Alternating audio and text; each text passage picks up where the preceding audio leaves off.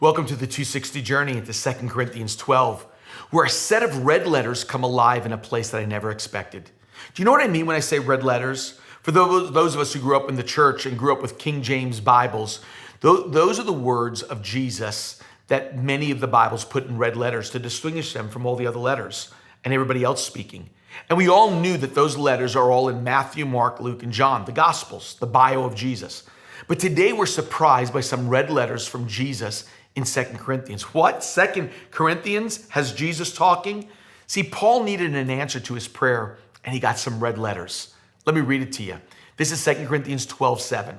Because of the surpassing greatness of the revelations, for this reason, to keep me from exalting myself, there was given me a thorn in the flesh, a messenger of Satan to torment me, to keep me from exalting myself. Concerning this, I implored or prayed to the Lord 3 times that it might leave me.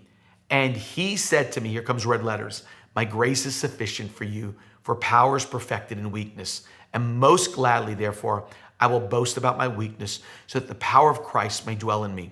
Therefore, I am well content with weakness, with insults, with distresses, with persecutions, difficulties for Christ's sake. For when I am weak, then I am strong. The Apostle Paul said, I was given a thorn in the flesh. No one knows exactly what the thorn was. Many have speculated everything from a physical handicap of eyesight to even epilepsy. But as men fight over what the thorn was, it's easy to miss the big point of Paul's prayer. He asks God 3 times to take away the thorn, and out of nowhere, red letters come. Jesus speaks in 2 Corinthians, and in response to Paul's prayer to remove his thorn.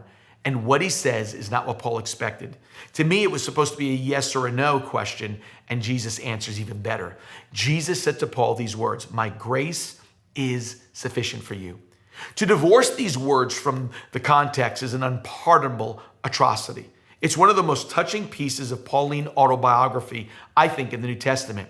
It was from the ascended throne, sitting at the right hand of God, that Jesus speaks to him. It was given to a pain-racked, baffled, questioning, no answer, seems to be coming apostle. And these words literally turn him around in an instant. Read the beginning of what he says. I have a thorn in the flesh, a messenger of Satan. I've asked the Lord 3 times. Nothing has happened. Then out of nowhere, red letters, Jesus speaks. And he said to me that he is Jesus. And that's when the red letters come. And right after the red letters, the change comes to Paul. And Paul says, most gladly, therefore, since God spoke to me, I'm going to boast in my weakness, that the power of Christ may dwell in me. And then he says these important words, I'm content with weakness, insults, persecutions, difficulties, for when I'm weak, then I'm strong. Did you see the change? It went from, I got a thorn in the flesh and God won't answer my prayer, to I can not only handle the thorn, but because Jesus spoke to me, I can handle a lot more. And Paul adds to the thorn list. Think of what he adds to it. He says, I can boast in my weakness so that the power of Christ may come. And he says, that's why I can still be content with weaknesses, insults, distresses, persecutions, and even difficulties. Wow.